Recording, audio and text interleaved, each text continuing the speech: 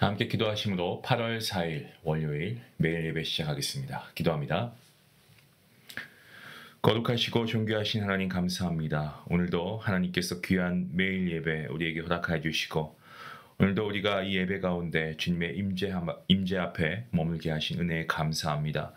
저희가 각자의 있는 위치에서 이러한 상황 가운데에서 우리가 하나님께 예배함은 우리가 예배를 통하여 하나님의 은혜를 받기 위함이요 무엇보다 이 예배 가운데 하나님께 영광 올려드리기 위함인 줄로 믿습니다.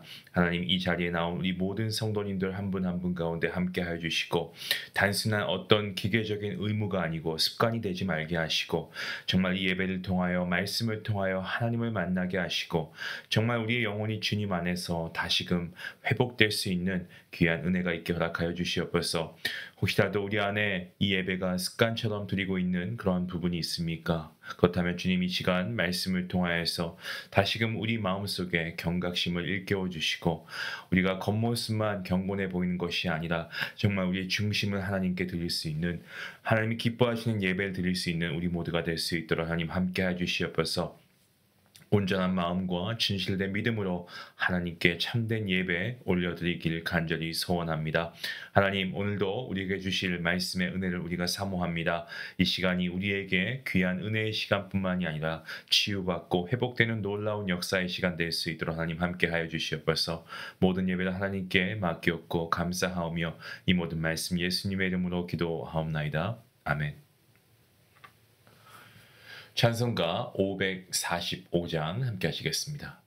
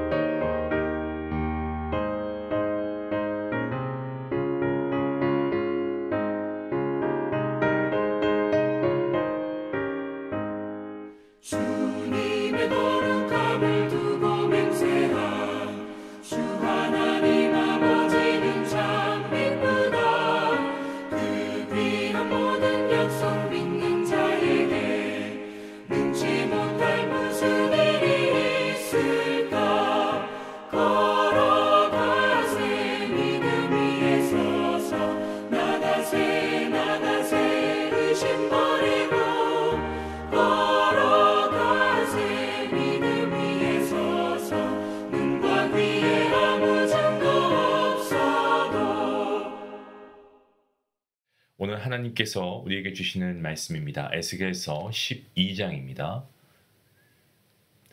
17절부터 28절까지의 말씀 되겠습니다. 함께 말씀을 읽도록 하겠습니다. 여호와의 말씀이 또 내게 임하여 이르시되 인자야, 너는 떨면서 내 음식을 먹고 놀라고 근심하면서 내 물을 마시며 이 땅 백성에게 말하되 주 여호와께서 예루살렘 주민과 이스라엘 땅에 대하여 이르시기를 그들이 근심하면서 그 음식을 먹으며 놀라면서 그 물을 마실 것은 이 땅 모든 주민의 포악으로 말미암아 땅에 가득한 것이 황폐하게 됨이라. 사람이 거주하는 성읍들이 황폐하며 땅이 적막하리니 내가 여호와인 줄을 너희가 알리라 하셨다 하라. 여호와의 말씀이 또 내게 임하여 이르시되 인자야 이스라엘 땅에서 이르기를 날이 더디고 모든 묵시가 사라지리라 하는 너희의 이 속담이 어찌 됨이냐. 그러므로 너는 그들에게 이르기를 주 여호와께서 이같이 말씀하시기를 내가 이 속담을 그치게 하리니 사람이 다시는 이스라엘 가운데에서 이 속담을 사용하지 못하리라 하셨다 하고 또 그들에게 이르기를 날과 모든 묵시의 응함이 가까우니 이스라엘 족속 중에 허탄한 묵시나 아첨하는 복술이 다시 있지 못하리라 하라. 나는 여호와라. 내가 말하리니 내가 하는 말이 다시는 더디지 아니하고 응하리라. 반역하는 족속이여 내가 너희 생전에 말하고 이를 것이다. 나 주 여호와의 말이니라 하셨다 하라. 여호와의 말씀이 또 내게 임하여 이르시되 인자야 이스라엘 족속의 말이 그가 보는 묵시는 여러 날 후의 일이라. 그가 멀리 있는 때에 대하여 예언하였다 하느니라. 그러므로 너는 그들에게 이르기를 주 여호와의 말씀에 나의 말이 하나도 다시 더디지 아니할지니 내가 한 말이 이루어지니라. 나 주 여호와의 말이니라 하셨다 하라. 아멘.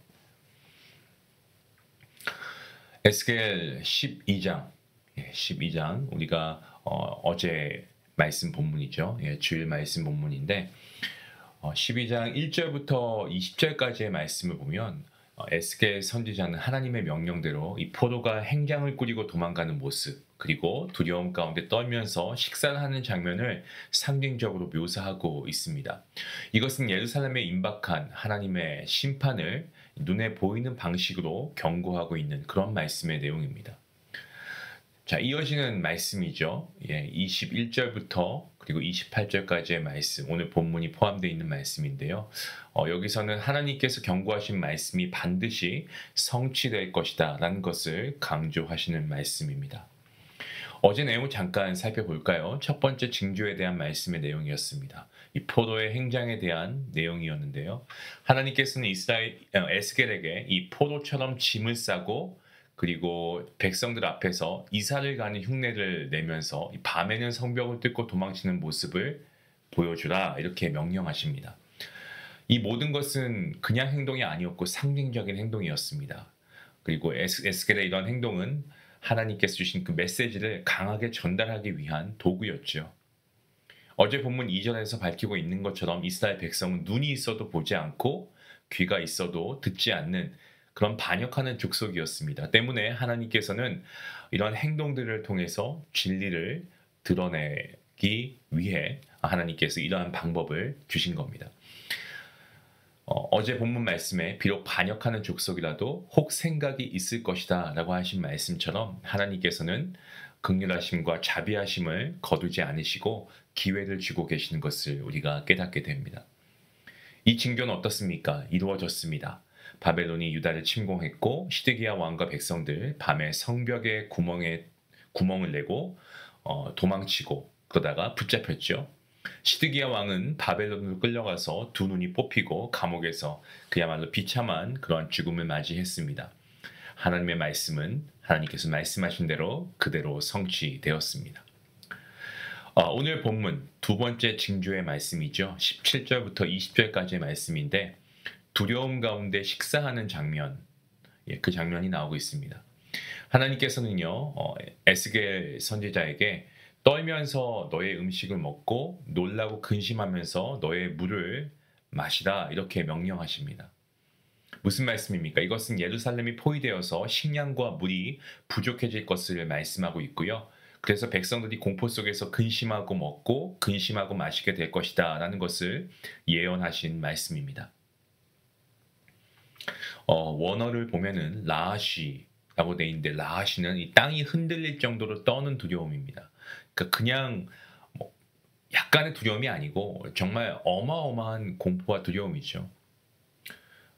그리고 또 역시 원어이지만 이 빼그로자라고 하는 건 빼로그자라고 하는 원어가 있습니다. 이것은 이 분노와 절망으로 정말 주체할 수 없을 그런 비탄 이것을 나타내는 단어가 바로 빼로그자입니다. 그래서 에스겔의 고통과 하나님의 슬픔이 반영된 표현이 바로 오늘 본문에 나오고 있습니다. 자, 이러한 경고에도 불구하고요. 이스라엘 백성들 어떻습니까? 에스겔의 행동을 비웃기도 하고요.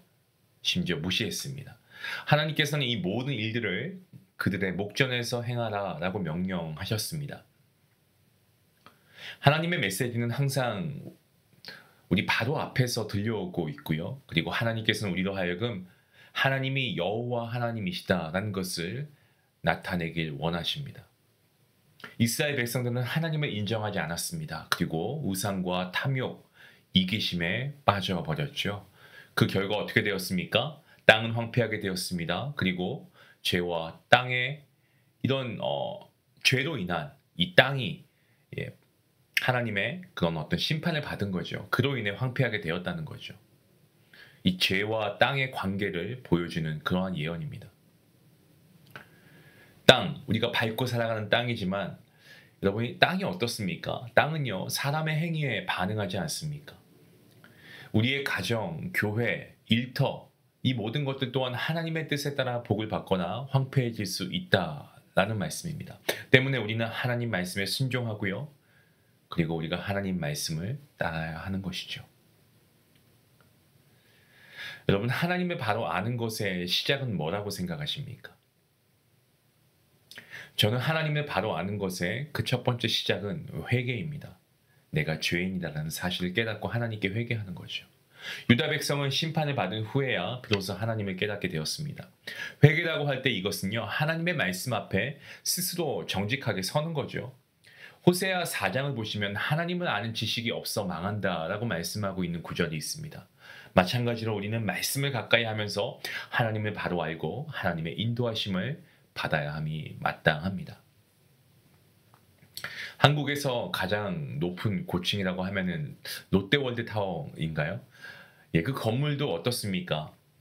GPS를 가지고 수직을 맞춰야 하지 않습니까? 우리의 인생도 하나님과의 지속적인 교신을 통해서 우리가 좀 올바른 궤도를 유지해야 합니다. 그렇게 할 때 하나님께서는 정말 광야와 같은 우리의 삶에 길을 내시고 사막과 같은 이러한 우리의 삶 가운데 강물을 내실 줄로 믿습니다. 자, 마지막으로 오늘 본문 21절부터 28절까지의 말씀은요, 하나님의 말씀이 성취되는 부분에 대한 말씀입니다.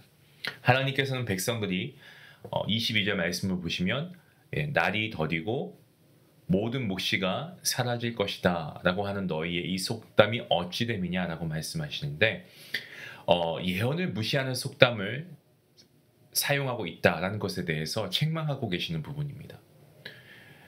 그들은 어떻습니까? 말씀의 성취를 자신과 아무 상관없이 무관하게 여기고 이 신앙의 긴장감을, 이 끈을 완전히 느슨하게 풀어버렸습니다. 하지만 하나님께서는 내가 하는 말은 다시는 더디지 아니하고 응할 것이다라고 본문 25절 말씀에서 분명히 말씀하고 계십니다. 선포의 말씀이죠.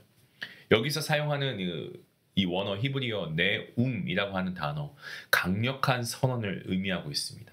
그러니까 하나님께서 하신 말씀은요, 반드시 이루어진다라는 그러한 뜻입니다.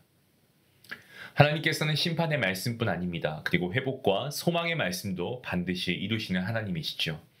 우리의 현실이 어렵고 힘들고 지친다 해도 하나님께서는 우리의